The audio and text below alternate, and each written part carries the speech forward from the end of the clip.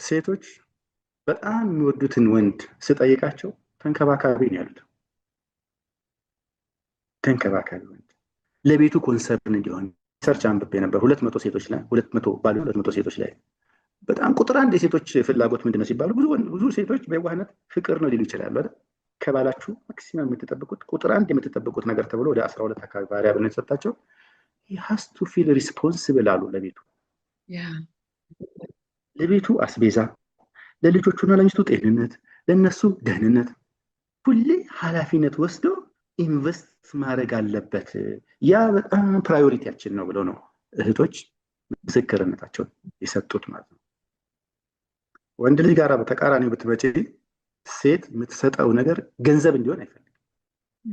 ይሄም አሁንም 70-80% የሚሆኑት ነው። አሁን ዘመን ይሄ ኢንዲቪጁዋሊዝሙ፣ ማቴሪያሊዝሙ፣ ሰልፊሽነሱ ምናምኑ ያመጣቸውን ነገሮች እንዳለ ሴት ረስፓሪ በስንበላቸው ማለት ነው እንደተጠበቁ ሆኖ አሉ። እኔም ጋር ብዙ ኬዞች አሉ። በጣም ኦዲዮም ሰዎች አሉ የተገላበጠ ማለት ነው። ሚናቸው የተገላበጠ ሴቶቹ ይለፋሉ፣ እነሱ ቤት ቁጭ ያሉ አልፎ ያጋጥማሉ። ግን ዩዥዋሊ 70-80% ኬዞቹ ላይ ግን ሴት ከወንድ መቀበል አይሆንለትም።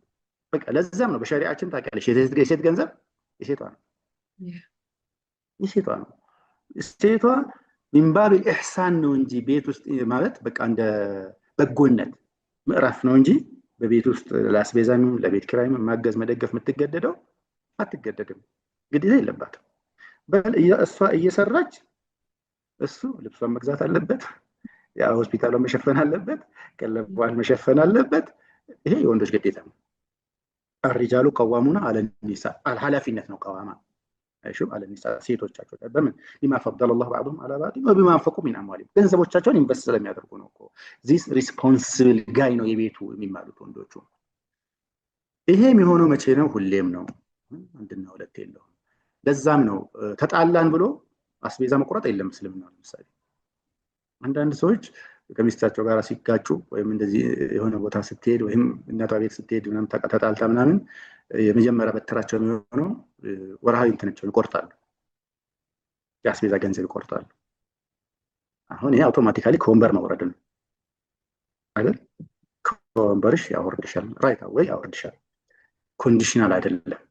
ማዳም በሱ ጥላ ከለላ ስር እስካለች ድረስ ቢቆጣትም ኢቭን ቢጠላትም ባትወልድለትም ብትወልድለትም ባህሪዋ አደገኛ በጣም አስቸጋሪ ባትሆንም በጣም ሩህ ለስላሳ ቆንጆ ምርጥ ሚስት ባትሆንም ተቃራኒው ብትሆንም ኃላፊነቱን ይወጣታል ወንድ።